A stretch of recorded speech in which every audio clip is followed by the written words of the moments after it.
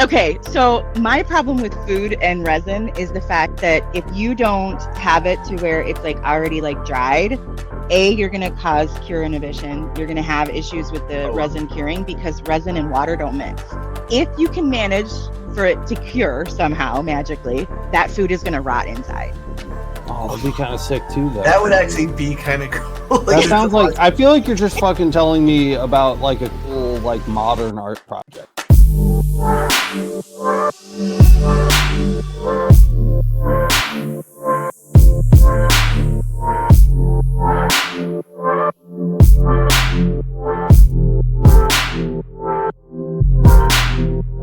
What's up, guys? Welcome to the Laser Source podcast, the number one podcast if you like seeing my finger all big.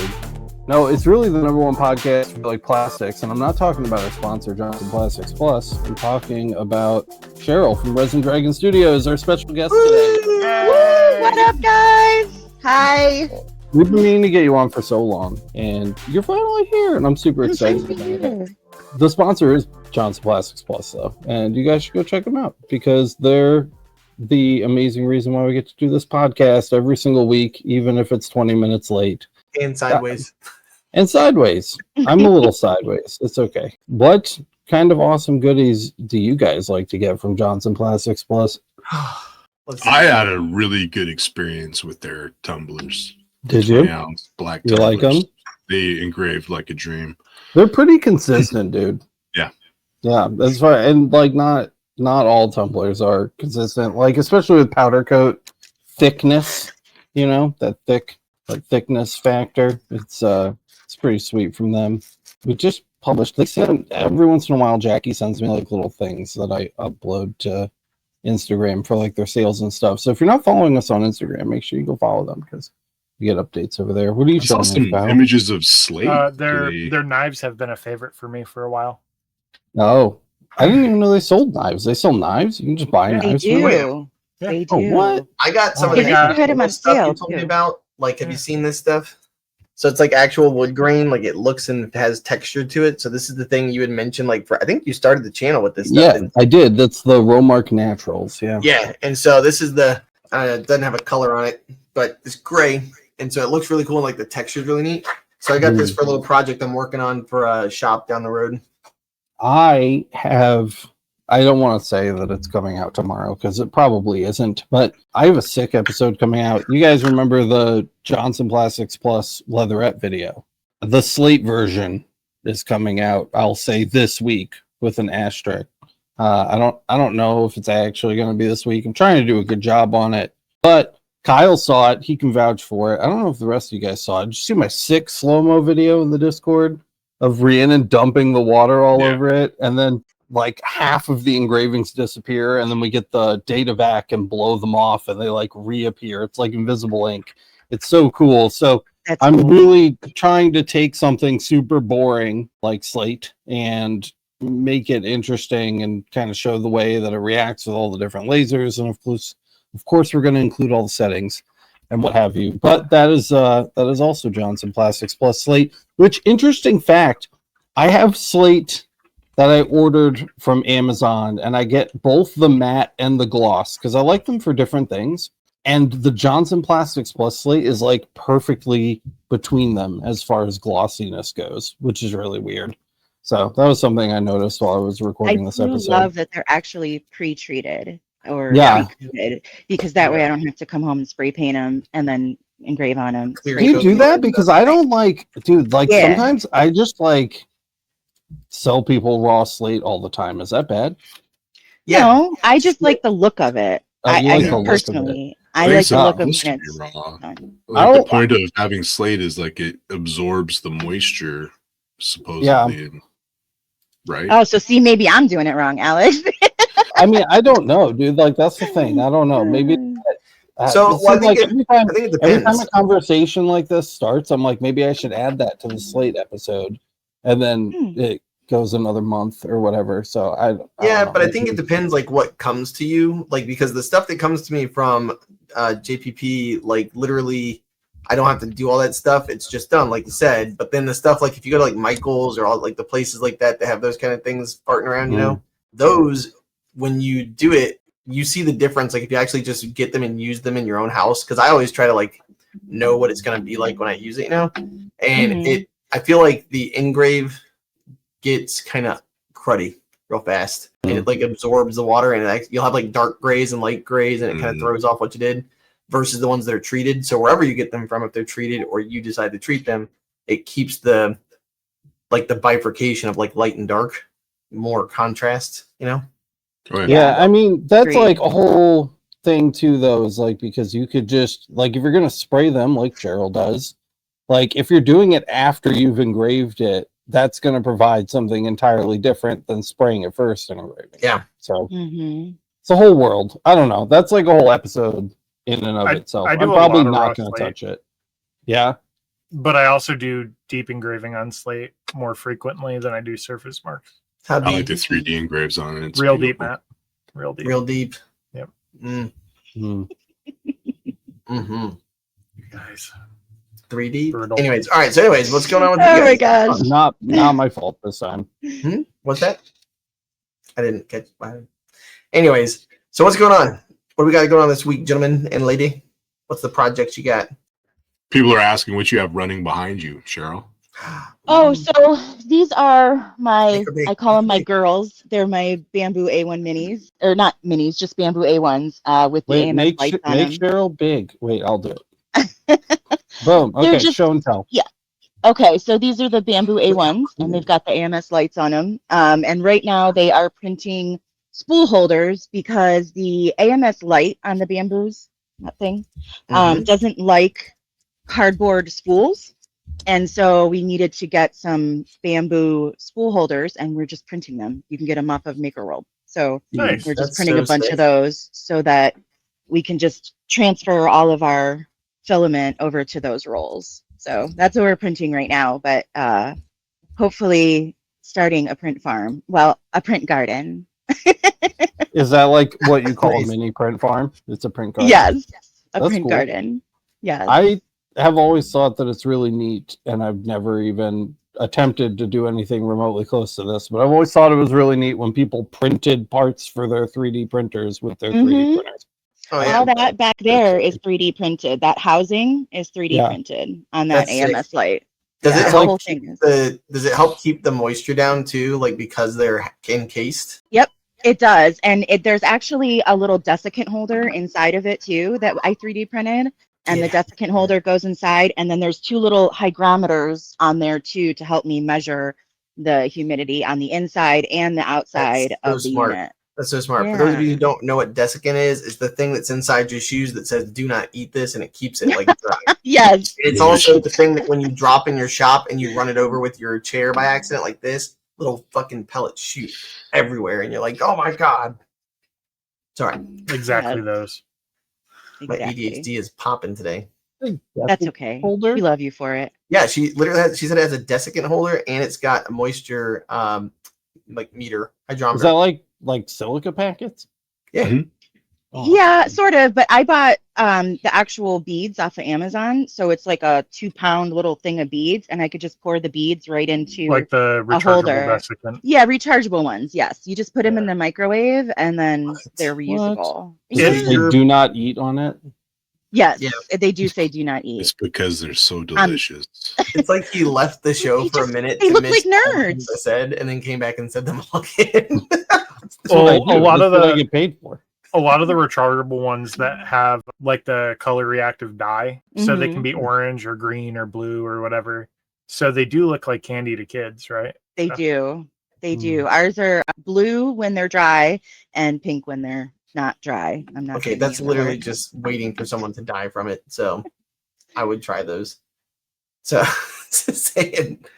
All right, they do kind of look like nerds. They do kind of look like nerds. If you were to put them side by side, you know, it might be dangerous. So where are all the resin printers?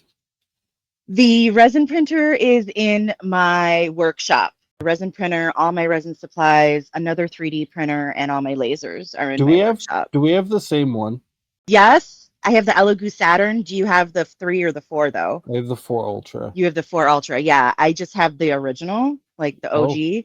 Yeah. We want to get the Saturn 4 Ultra so that is probably going to be on its way. You know a lot more sometime about soon. this than I do. Do I have some like fancy thing that Oh, you can't yes. do or something? Yeah. You What's the big deal? You have the Bentley of the in my opinion, of all of the resin printers. I mean, It that doesn't thing feel is like just it because so it wasn't that expensive. It awesome. was like $400. No, and that's Yeah. the whole thing with Elegoo. Elegoo is super cheap, and yet Mhm. they have really good stuff, and they're known for their resin printers. Have you used any of their FDM printers? I do. I actually have the 3+ right here next to my girls. So I packed away one 3+ and packed away the 4 Pro, and I packed away a 3 Pro, especially when I got the bamboos because they were retired.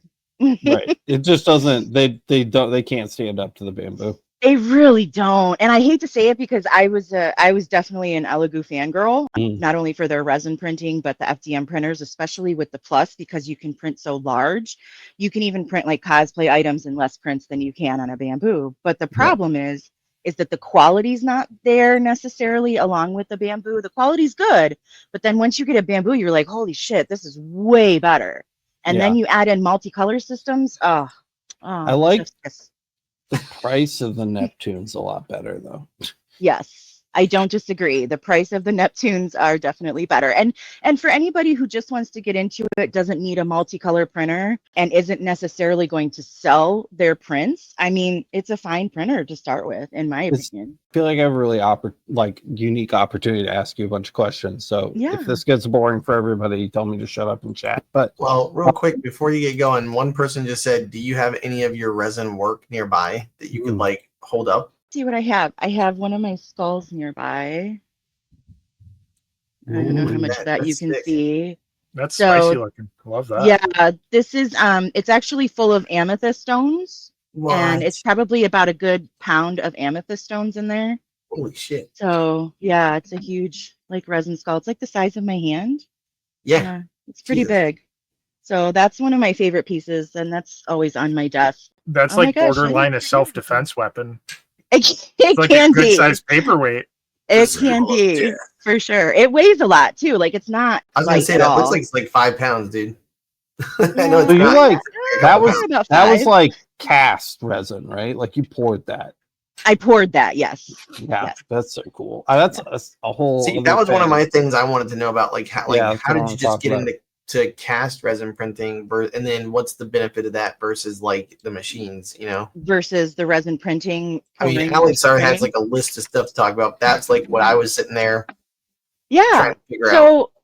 So with resin printing is cool because you can print, like you play D&D. If you wanted to print your miniatures and paint them yourself, like that's perfect for a resin printer because the printer will actually print in really good detail. You can finish them up really nice and paint them yourself. You don't have to worry about anything breaking off inside of a mold, right? Because there is no mold. You can get as intricate, as delicate as you want. And I'm sorry, but that Saturn IV Ultra, it would have no problems with any of that. Like that machine is just so cool. So if you wanted to print miniatures, you want to print action figures, busts, anything like that, they just look amazing. That's pretty sick. And you can do them with FDM if you want, but the whole problem is if you want to go paint it, the process with FDM is so much more because of all those darn layer lines, you know, and you've got all that plastic and everybody's like, I want it nice and light, whatever. You get all that plastic and then it's all layers. Now you got to do all the sanding and the painting and the finishing work versus with a resin printer. Yeah, there's some finishing work, but it's not nearly the amount of work as it is with an FDM printer. That's why I got the Saturn, because I felt like everybody else had FDM printers and I was always like, that's so much work when the printing is done, and I just want to like print a thing and then that's it, you know? Like and that's how it's been, that's how the experience has been, and now I kind of feel spoiled by it, and I'm sure there's upsides to FDM printing, but I feel like I'm too lazy to do any of the additional required work. And it's going to be harder. It depends on what you want to make, right? Yeah, it really depends. How? It really depends. Like, why? What would I not want to print with the Saturn?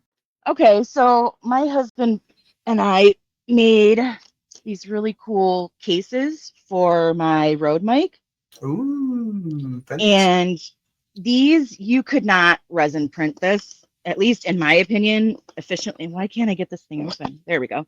You really couldn't resin print something like this very efficiently and get it to the specs that you want it and the magnets and everything else. I feel like it would be too brittle versus with FDM, if you increase the wall size, you know, this thing is like, that's solid. That's not going to break. If you were to make something like this on your resin printer and you dropped it, if it's a brittle type of resin, it could break. So if you're making like functional things, I wouldn't necessarily use a resin printer for functional things. So here's a question. Will you print molds when you do pours? So you can, yes. I do not yet. No, I'm going to. The one thing that I wanted to use for mold making was the lasers. Like that was the first reason that I got a laser, was because I wanted to be able to cut and engrave the acrylic to be able to make the molds out of silicone. And when I originally got into it, I got the X-Tool D1 Pro, the 20 watt, not realizing, okay, I can't even do clear acrylic, right? Right. So then I upgraded to the P2, which I still love. I mean, the P2 is a great machine. It's a great cutter. It's a really good cutter.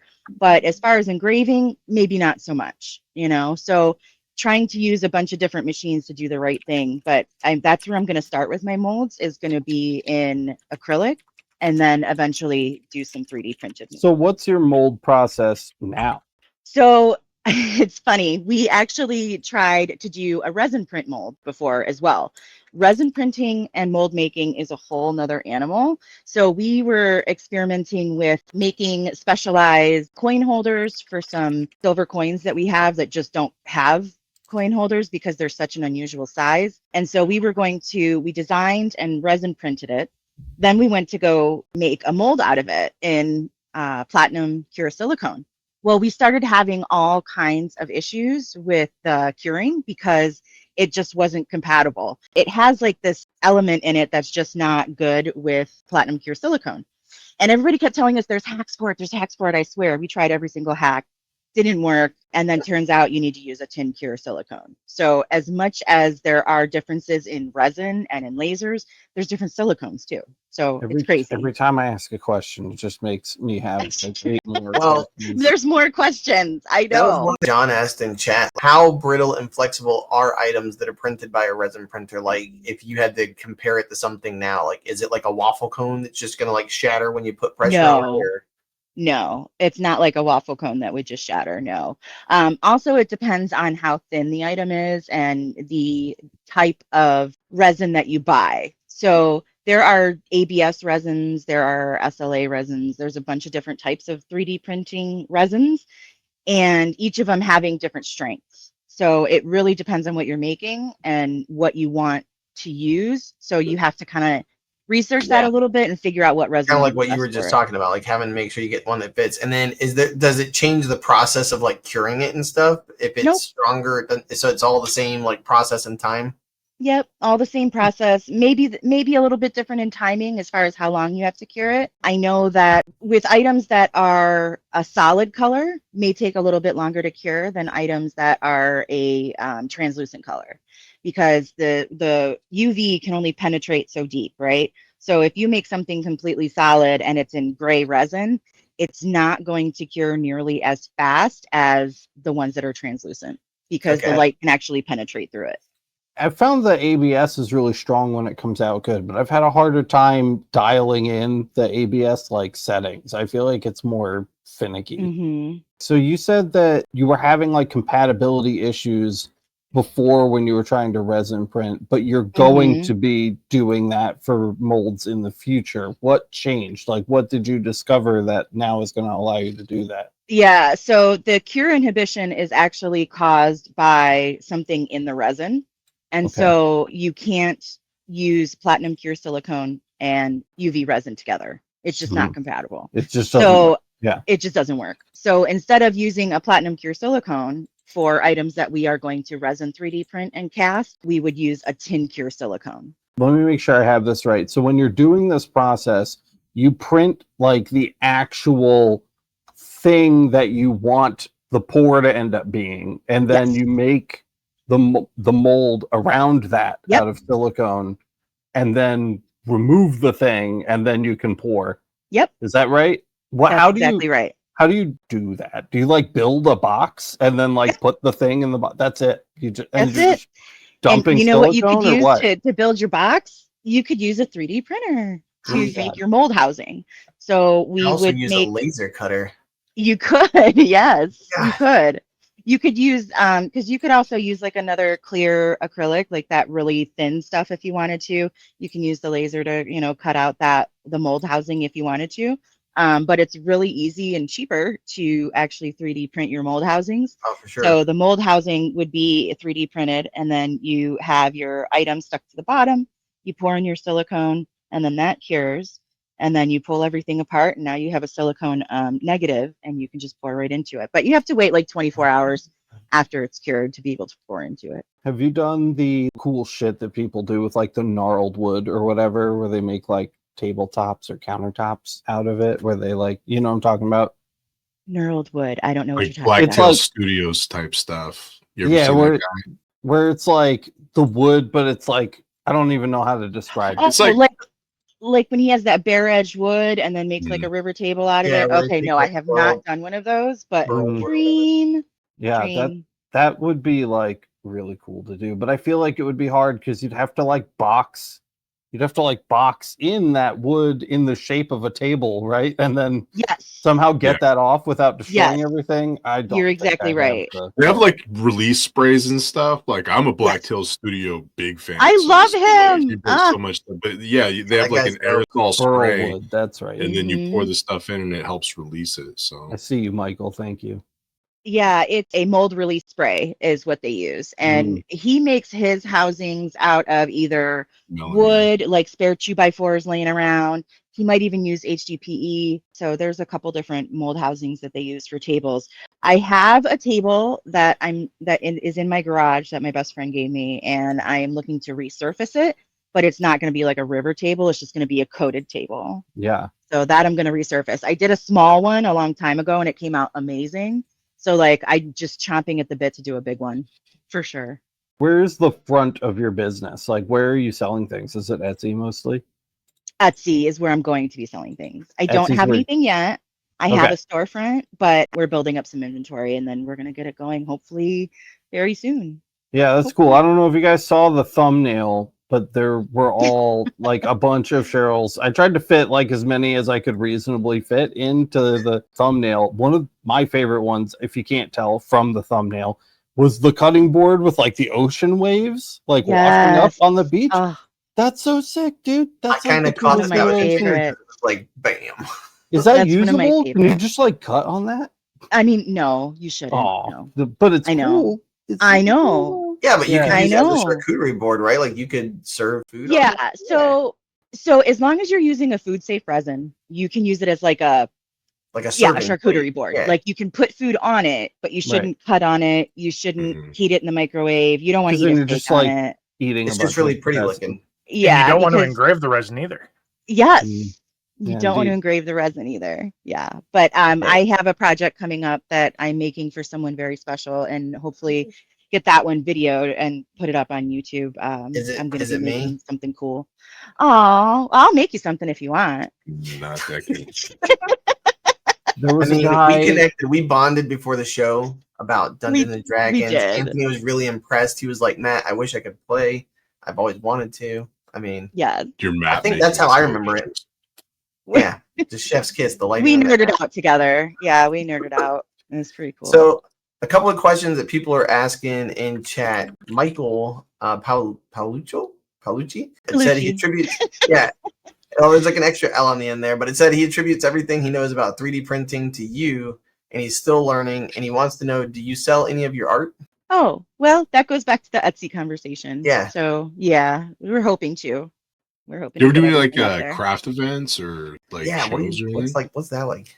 No, I hate to say it, but like I'm not that person to want to go to like a craft It's a show. lot. And yeah, I feel like there's too many people there, because I'm one of those people that just walks around and, hey, I'm going to look at stuff and just have fun for the day and not necessarily buy anything. And if I do, it's because I feel bad, like that people are sitting there and they're like, hey, I'm trying to sell stuff and they haven't sold anything. And then I'm like, okay, well, I'll take this. Borrow So, somebody else's kids and have them sell the stuff for you. well, you have like 6, right? Yeah. Can I have some of yours? I'll mail you a couple. Okay. We'll pop That's some good holes with in me. the box and ship them off. We're gonna Yeah. resin print a box for child shipping. Is that what you're saying, Anthony? What would be the best filament to use for that? What would be the best filament to use for a child holder? Throw some what's that stuff? ABS. Yeah, just ABS probably. throw some of the absorbent material you were talking about some in there. desiccant from No, the some snack on. Some desiccant in there Don't with them. eat this. Oh Okay. my gosh. All right, quick question. He said, my resin printer has been in a box since I bought it a year ago. Do I need an enclosure to use it? It should already have some sort of enclosure or a lid that goes on top. So they should already have that. If they don't, then yes, I would recommend it, especially if you're working indoors, because that resin smell is not good for you. So either have a way to vent it outside or make sure that you get an enclosure if it doesn't have one. So that's my question. Do some of these things, and I asked Alex this, I think, but I can't remember what he had told me. Like, do they make it like, how the X tool has like basically you can plug in a 4-inch external exhaust, like do any of the Elegoo's have that, like where you can just like plug right in and suck the smell out? No, they don't. They have those carbon filters though, right? They have Ultra, carbon filters on the inside. Oh, the 4 does the Ultra have something? has a complete like fume extraction, I should say, system. Oh, I thought it just One- had the No, carbon filter. I'll look it up. I don't remember. They have like a cool space name for it, like they have for everything else. But there's literally a port. Space name. It's a yeah, because it's like the Neptune, the Saturn, the Mars. But it has like a 3-inch port on the back, and it just sits there. I leave it on all the time. I never turn it off because usually the resin's there. I don't like put it away. Yeah. We print something like every day. So most of the time though, it's just sitting, and it still reeks when it's sitting. So it just sits there all day and just pumps the air out of the chamber. I don't smell anything, dude. We work in there all day. It's so nice, but I will look it up. Yeah, because that's one of the biggest things I think a lot of people, especially up north, when they're working in basements and they don't have like the exhaust. Because I have a friend, 2 friends of mine in Chicago who both like want to do that kind of stuff, but that's like their main concern. They're like, well, I just had the baby, and my wife was like, oh, it's gonna kill the kid, and I'm like, yeah, that's probably a valid concern. Like, It's definitely, it can be a concern, yeah, for sure. But in our shop, it's actually just a spare bedroom. I mean, it's not like a workshop outside or anything like that. It's just a spare bedroom. So when I'm working with resin, definitely always wearing my PPE. I've got a respirator, I've got my gloves and everything else.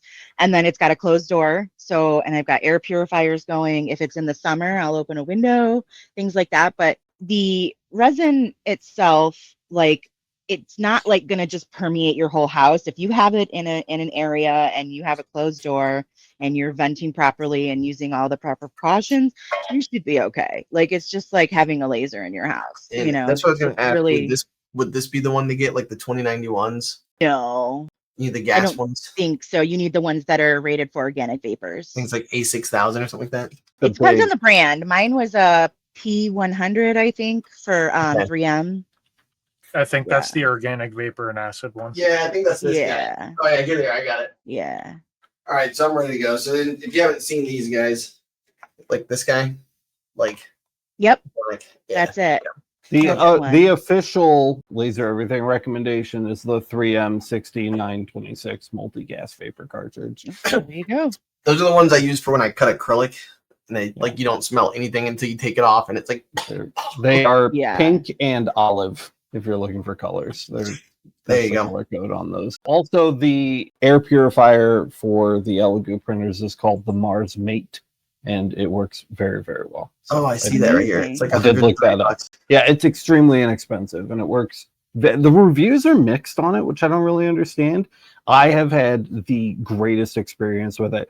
Though, to be fair, I am in a like gigantic negative pressure room from all of the lasers already. But that said, I still feel like it's been really effective because when you turn it off, you are aware that you turned it off. So Another question came from Lynch Reptiles. How does resin prints do in the sunlight? So how do they do they hold up? Is it something you can stick outside in the front of your house or something?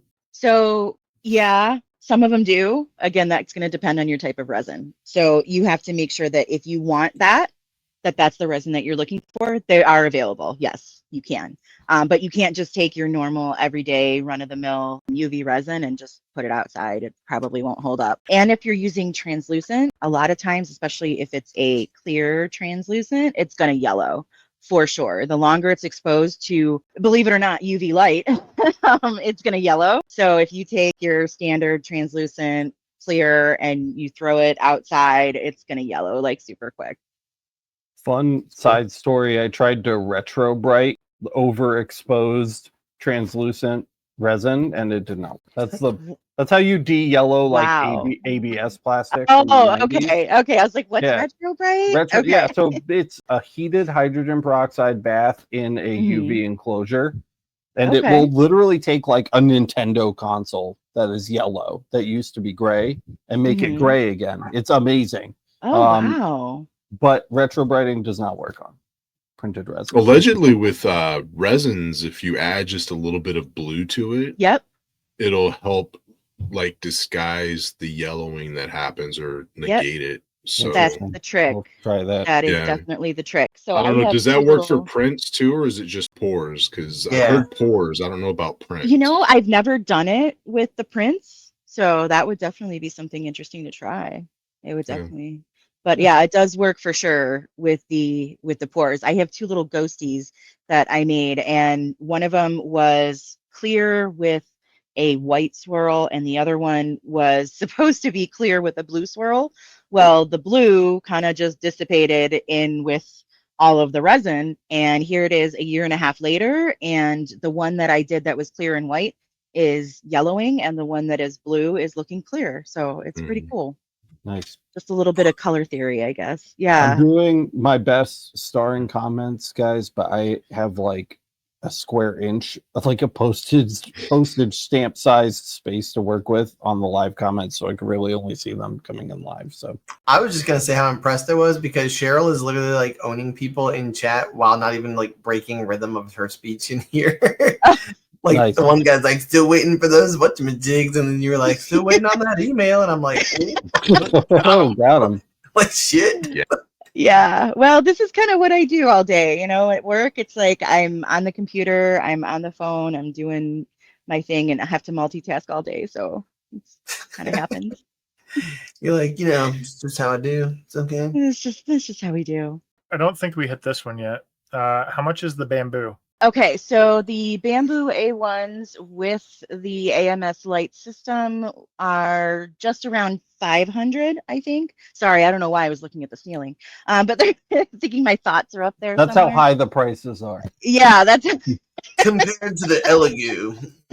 Yeah, compared to the Elegoo, when we bought that 3+, I think that one was only like, I want to say $300, but I know that Elegoo has definitely dropped their prices on those, so they are significantly cheaper. But I think for the bamboo, it's like if you want a bamboo, you want a multi-print. Like that's really one of the only reasons to get it is if you want to do multicolor prints. Yeah, I know. Without if for some reason you wanted it but you didn't want the multicolor option, it's a little over $350. I actually just got a P1S with 2 AMSs. Oh, with 2 AMSs. We got a P1S in the other room. So we put the P1S in with the resin stuff because if we decide to do ABS and everything, it just might as well all be in the workshop. So these guys only print PLA. So that's why they're allowed in my office because this is where I work during the day. Yeah. And then everything else is in the workshop. So we do have a P1S too, and it's cool. The A1s are quiet. The P1S is not quiet. See, I've got the X1C and it's so quiet. I think it's just because it's got the frame around it. Yeah, like it's, I mean, I have it. So my desk for teaching is like literally right over here. And then I think it's probably 7 feet away diagonally and like 2 feet up on a countertop. But like, I don't hear it. Like the other day I printed another one of these because I gave this to mine that lives close by, but I printed like a pin. What do you call it? Like put pins in it and put it on your A pen jig. Yeah, pen jig. There you go. Fixture, whatever you want to call it. And dude, this thing is like, you're not kidding. Like this thing is thick. Like, you can knock the crap out of some of this. But I made a second one of these with some multicolor. And I mean, it just like while I was doing calls with students and doing their tests and quizzes and stuff, it just popped it out. That's awesome. Yeah, pretty quick. I think, to be fair, it's probably a far bit quieter comparatively from your last 3D printer. Oh yeah, the last one I had was the Delta printer. But from like a silent room to printing with the X1 Carbon or the P1S, I know it's noticeably louder than the A1, because when I went to Micro Center to pick up my 3D printer, and they had two A1s printing on like the open desk thing. I couldn't hear it at all. It was dead silent. That's impressive. Yeah, it's not dead silent for me. Things I didn't think existed anymore. Micro Center. Oh yeah. Oh, believe it or not, they're just opening a new store actually. Dude, I hope they make their way down to like the south. Like we don't have anything down here. Got nothing. I have to drive 2 hours to go to one. Do you guys remember fries? What? I never had a fries. Really? Oh. Is that like I didn't either. I had one when I lived out in California. That's probably why you know it, Anthony. Yeah.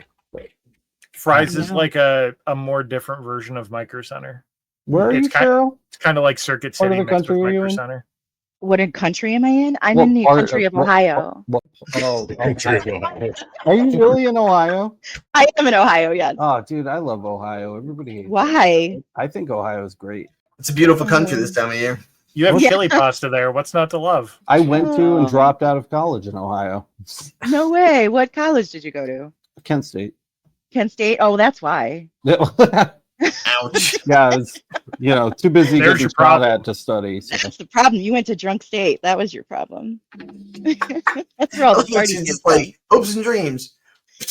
Oh my gosh, I hope none of my friends went to Kent State. Cleveland rocks, and I agree with that. I think that Cleveland does well. I mean, it's okay. It's, how are you close to Cleveland? We're about 30 minutes south of Cleveland. Yeah, everything's close. I can go to the Rock and Roll Hall of Fame, but I've never been there. Do you know the park next to the Rock and Roll Hall of Fame? It's like a little pier, and there's like boats down there with a bunch of drunk people on them. Oh yeah, I've been down there like once. That park is sick. I love that park. Mostly because it's nearby to the train station, which is where I used to sleep while I waited for the bus to take me to college. So, also there's a mall there that's like in a skyscraper. That's kind of cool. Oh yes. What do they call that? The something tower. I call it the mall in the skyscraper. So yeah, Ohio. Hashtag Ohio. Number one Ohio podcast. OH. Okay. Apparently there's a Miami Micro Center. So now it's only 4 hours away. All right. Go Matt. Make it a day fly down to Miami. It's a day trip, bud. You can buy a motherboard. A day trip. Yeah, right. Yeah. Hey kids, get in the car and then let's all just drive into a ditch. Like in Florida. Need some unterminated Ethernet cables? Go to Micro Center. Yeah. Trust me, I'm Alex and I went to Kent State. Kind of? That's right. Thumbs up sideways. Oh my God. You're too funny. So what are you guys working on this week, the rest of you bums? I'm getting ready to move. Yay! Yep. Yeah, Kyle bought a house. How's that going, by the way? Like everything's like going? Everything's going. Yeah, we finish everything up next week, and if all goes well, maybe I'll show up next Tuesday from my phone in a new basement. Sideways. And empty. Nice. Dude, that'll be so see. crazy. I'm actually, so one of the things I'm really excited about, aside from having a new workspace, a garage, a basement, but I may actually have a really nice dedicated area to do resin printing and resin stuff. Nice. So I might have to pick your brain a little bit. I'm in the last couple of weeks that I've made Kyle feel bad for not having a resin printer. He's been like, "Oh, I just don't have the space, man. It's too big of a mess." And now there's no excuse. It's really, I mean, it's really not that bad. It really not. Isn't.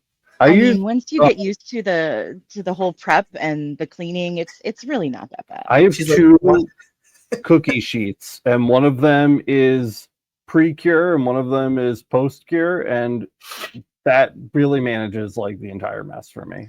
Like outside of that, A lot of it is my work area is also where I keep my dog throughout the day with me. So I can't risk getting the resin on her fur because that would be a big problem because trimming a chow's fur is a nightmare. And I mean, you just have to break out the clippers and shave her. Yeah, but if you shave down a dog with an undercoat, it just doesn't grow back the same. You just need a large dog house that's filled with UV strips, and then you can put her in it and cure her. I was gonna say you should just, if you see it on her fur, just throw sparkles on it and let it grow. Right? She'll be fine as long as you cure it. It'll look like cure cyberpunk mohawk going on as she like just saying it'll be dope. Well, besides resin printing, what other resin are you looking to get into, Kyle? I want to do some resin pours. I'm thinking about doing a full, I guess it'd be a countertop for a work area for my workbench, but we'll see. That might end up being like a garage project because that's going to be massive. But I almost kind of want to do an in-place board because it's going to be so damn heavy. Yeah. I don't know. I always try to tell people, just start small. Like I started, when I did my first table, like I made like this one, it was like this big. It was like a 12-inch or 16-inch round table. It just like has, like it's a display table for all my resin stuff when I want to take pictures and things like that. So I just started really small and just practiced on it, because if you do your first project as something really big and it fails, then you get really discouraged. At least if it's something small, you could say, you know what, I'll just do it again. Yeah, I'll just do it again. And then do it till it's perfect and then go big, go ham. Anthony, you're raising your hand like you're in school. Don't make your first big resin pour a 5.5 by 3 foot sign. Oh, why did you do Not that? Speaking from experience. Oh no, I know a guy. If I was gonna pour anything, it'd be dice. I see people make the dice all the time, and I just think they're so cool. I actually have a set of master dice that I'm getting. Hopefully, will get polished up and make my own molds because they have custom Resin Dragon logo on them, and so I want to pour my own dice. Yeah, I have.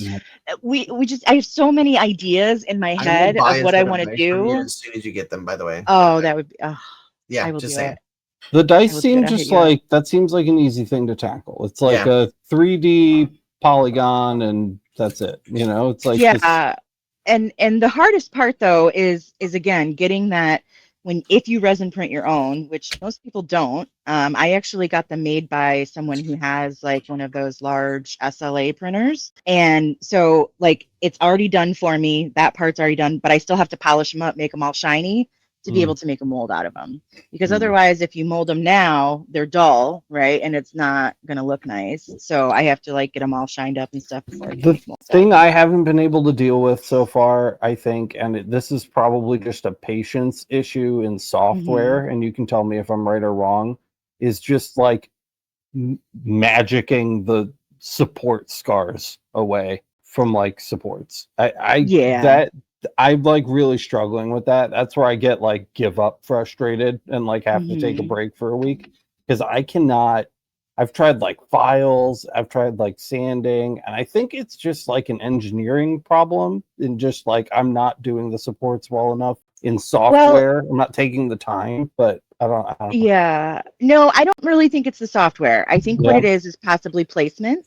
Placement is a huge factor when you're doing those. You want to try to hide them in a spot where it's not going to be necessarily as noticeable. If there is like a little pimple or a dimple, you want to make sure that it's kind of in a place that's not so noticeable. But if you were to put your prints in a warm water bath, the supports will come off cleaner. So try doing that and see if they come off any cleaner. But yeah, definitely try to use some. It doesn't have to be like hot, just, temperature wise, not, I don't know, like you could stick your hand in it and you could say, ow, but it's really not that bad. If that makes sense. So maybe like 140 or something. Sure. Yeah. Cause I know units of measure for do you print with water soluble resin or no?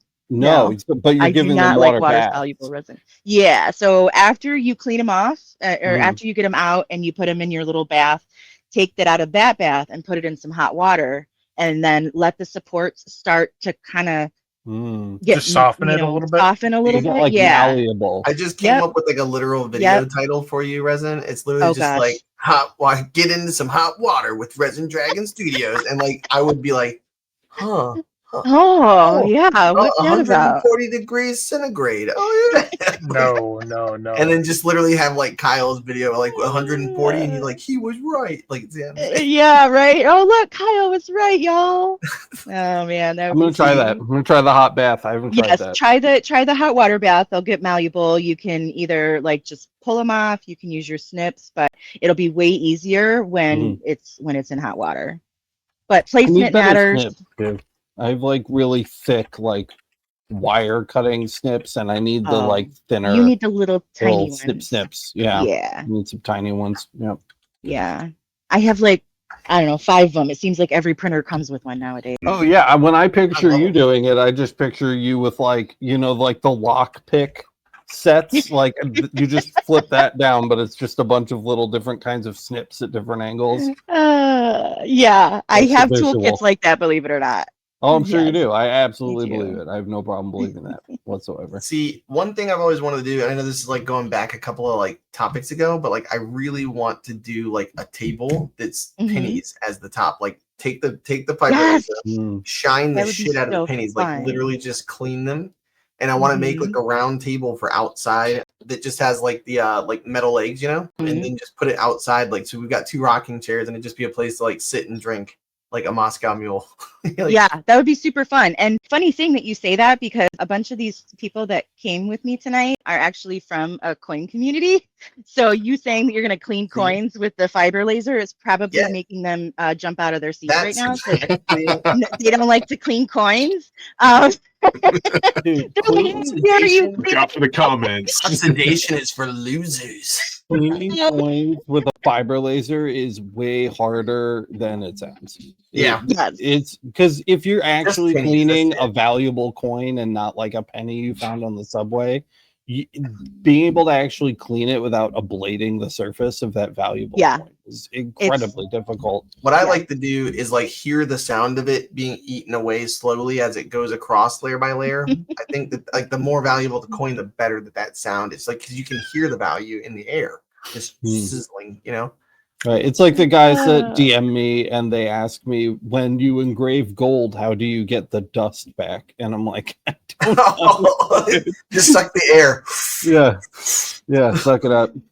Oh my gosh, that's so if funny. we're gonna encase things in resin, I really want to do food in like just blocks of resin. I want to do like a banana, you know, and just like that's what I want. Why not? I know what you would want. You'd want a Wendy's hamburger. Well, it's Okay, so my problem with food and resin is the fact that if you don't have it to where it's like already like dried, you're going to cause cure inhibition. You're going to have issues with the resin curing because resin and water don't mix. So if you wanted to like put a strawberry in there, it's probably not going to cure. If you put a dried strawberry in there, you'll be okay. If you can manage for it to cure somehow magically, that food is going to rot inside. Oh, that'd be kind of sick too, though. That would actually be kind of cool. That sounds like, I feel like you're just fucking telling me about like a cool, like modern art project. I mean, I guess if that's what you like, yes. Okay, no, wait, thought. Yes. Freeze dryer. Freeze dry the food first. Boom. I suppose. Right. Hey, we should do an experiment together. We should. Fun. I will go halvesies with you on a freeze dryer. It's only about $1,500 a piece. You're not that far away. We can share it. We can share. Yeah, I'll drive it to you. You can have it for a month. You drive. It's my weekend with the freeze dryer. Yeah. It's gonna be the next thing of like People's Court. Dum dum dum dum dum. Cheryl, Resin Dragon Studios is in the court with Allie's laser. And we're gonna be like, it's mine. No, it's mine. It's literally just gonna be Kyle in a fucking judge wig and yes. Freeze dryer custody battle. I love it. And so, fun story. I did a skull like this with candy corn in it. Last year or 2 years ago? I made a skull with candy corn. It looked amazing. It was beautiful. I was like, heck yeah, this thing is so cool. And then a week later, no lie, the skull, it started to ooze sugar out. And it was like, there were no holes in the skull, but the sugar just somehow started to just permeate through. And he had like these little bumps, like a chia pet. all over his head from the sugar coming out through the resin. And then it started to rot. It turned brown. It was nasty. So I had to throw it away, unfortunately.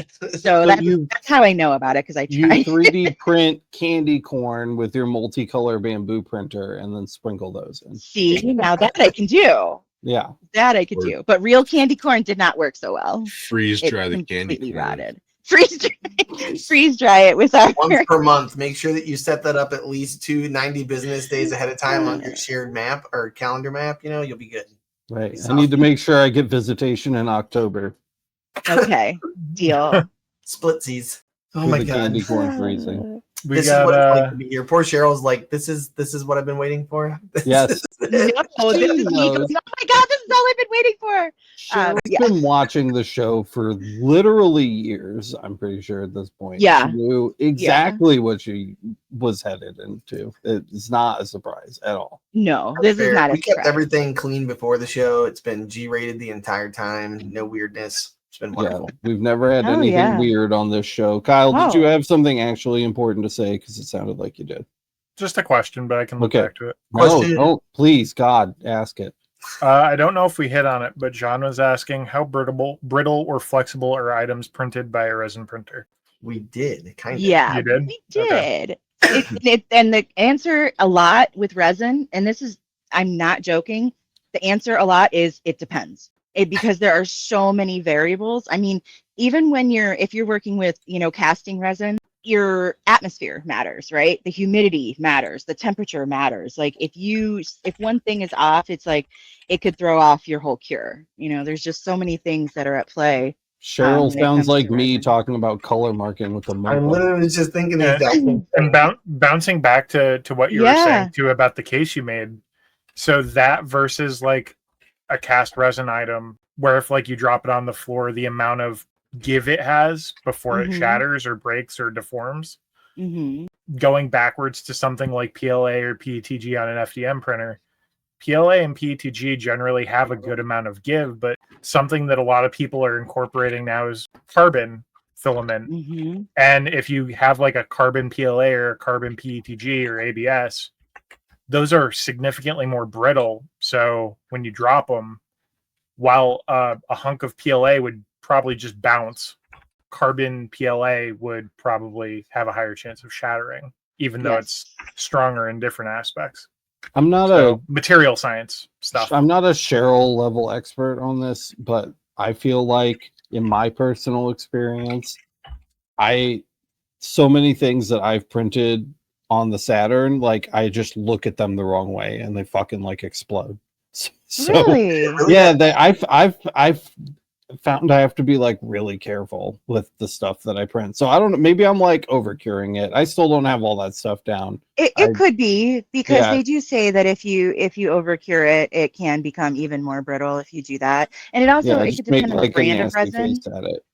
Do you use Elegoo resin too? Yeah, I use Elegoo resin for the most part. The only exception to that were a couple transparents I got to try to do like glossy see-through coats on things after the fact. But yeah, for the most part, I'm using the Elegoo resin, and it's a mix of like just the standard and the ABS.